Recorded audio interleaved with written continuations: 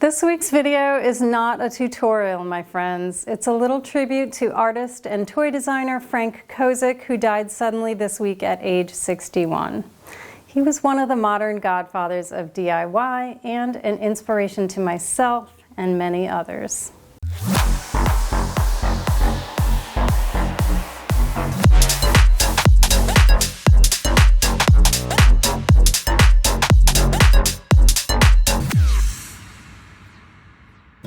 Hi and welcome back to DIY Film with Merle Becker, the channel where I help you make better videos. Alright, so this week's video is a little departure from my regular tutorials, even though I know you don't come here for the stories. But this morning I heard the news of the sudden death of artist Frank Kozik, and it hit me like a ton of bricks because I respected him and his work ethic spoke to me. So I'm gonna start from the beginning. Grab an iced coffee and close out a premiere. It's story time.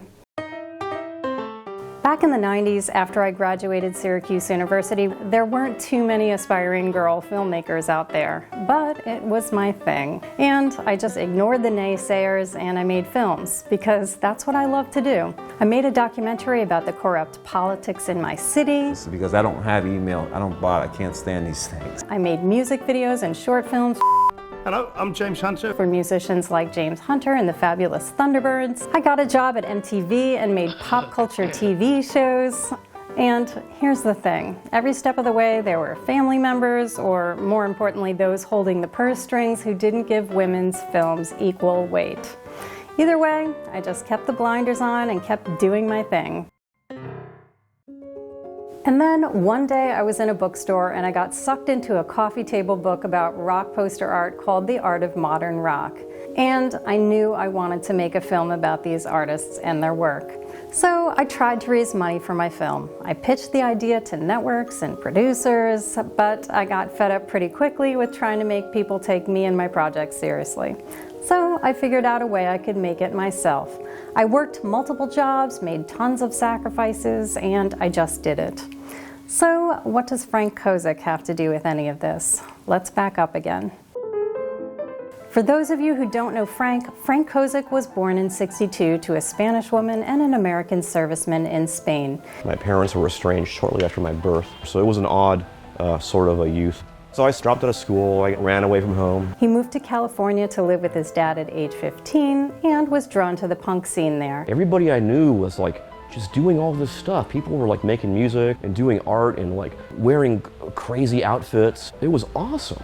He started making black and white Xerox flyers for shows, like so many alternate kids of the 80s.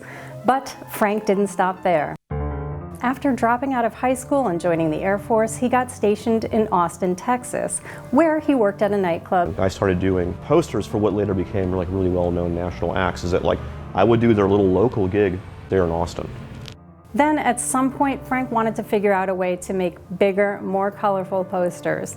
So he taught himself how to silkscreen, and he built his own print shop. People freaked out. They'd never seen anything like it. Because it wasn't just like a little zero, it was this huge day-glow poster for a punk show. And people just lost their minds in Austin.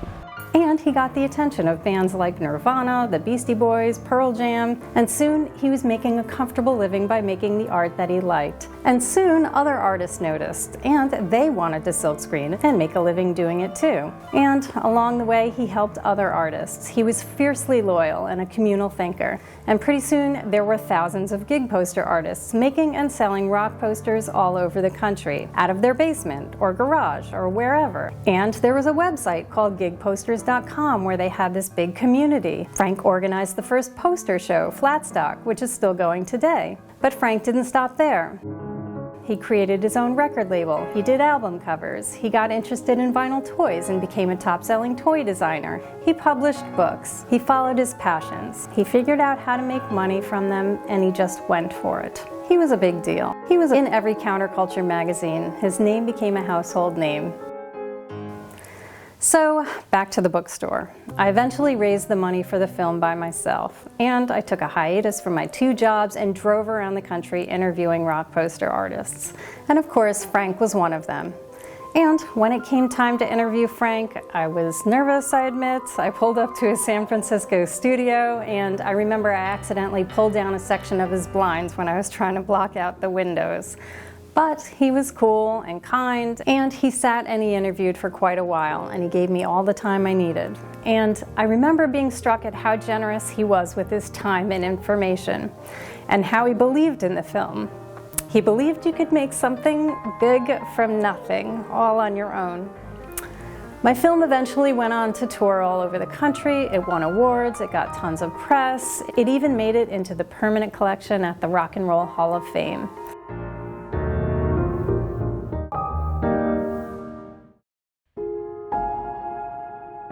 I'll end this video with Frank and one of my favorite scenes with him. R.I.P. Frank, thank you for the inspiration you gave me and so many, and thank you for your faith in DIY. No matter how good you are, like nobody cares. Like no one's gonna like come to your house and go, oh, by the way, the world suddenly realized that you're like an amazing artist and like a genius and like a wonderful person, and we're basically gonna fund all your endeavors for the rest of your life, and you don't even have to actually perform. Like that's never gonna happen to anybody. Like no one's ever gonna come to you when you're at home like all depressed and like eating too much and go like, oh, like here's a camera, okay, and a travel budget, and here's an idea for a documentary, and we're gonna give you like all these magazine articles because you're really cool. Like it's not gonna happen, right? You gotta kind of have to do that stuff for yourself, right? It only exists if you yourself create it.